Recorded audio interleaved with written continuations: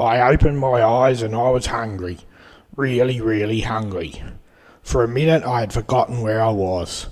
I looked around in the half-light for my brothers and sisters before remembering.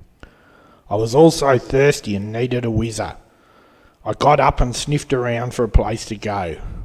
There was this funny mat on the floor and I think Shiny wanted me to do it on that. Instead I just went next to it.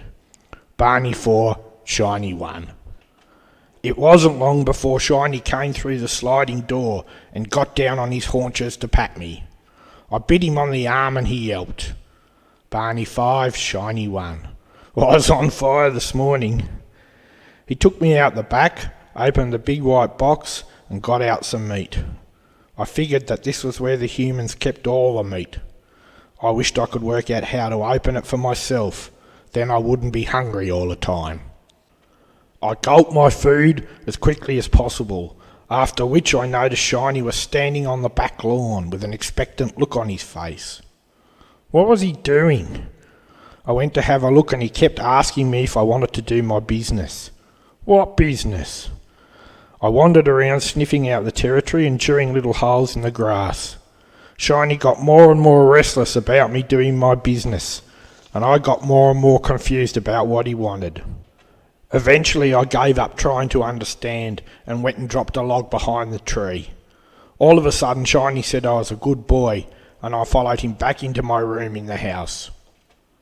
Once inside, Shiny got down on the floor and started to do all sorts of funny things with his arms and legs. While he was distracted, I took the opportunity to nip him on the ears, neck, head, hands, legs and feet, which he must have really enjoyed. He started playing a game of push. The more he pushed me away, the more I came at him. This was really good fun, and I could tell Shiny was enjoying it too, because he was making a joyful squealing noise. I wasn't sure how you could tell who won the game, but I must have, because in the end he got up and went inside, saying that word again as he went. Barney 6, Shiny 1. Soon Mum came out the back and started to play too. I could tell she didn't want to play the same game as Shiny, so I decided not to bite her. We played until Shiny came back and said he was going to work. He gave me a quick pat and I gave him one last bite before he left. Mum and I played until the morning sun made me feel drowsy and I dozed off to sleep. I woke with a start to be inundated by a pile of humans, large and small. Apparently they were here to see me, and the same sorts of things that happened yesterday were happening again. 2 little girls were picking me up, almost strangling me in the process. I wondered how they'd like it if Shiny picked them up that way.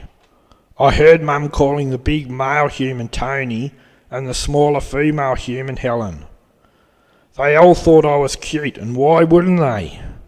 This went on for about an hour or so, after which they left, leaving Mum and me alone.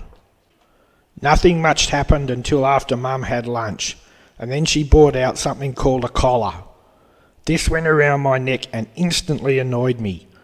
I tried my hardest to get this thing off, but it was too small to get my head through. I barked and barked for Mum to take it off, but she just thought it was funny. Next she brought out a thing called a lead and attached it to the collar. This gave Mum great power over me, and I didn't like it one little bit. She made me walk up and down the yard and, when I didn't go where she wanted me to, the lead made me go there. I barked and bit the lead, but to no effect. Why did I have to walk up and down the yard like this?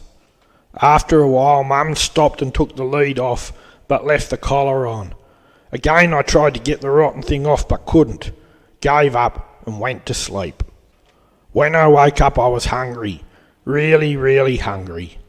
Shiny was lying on the lounge in the back room reading a book, so I wandered over and gave him a nip.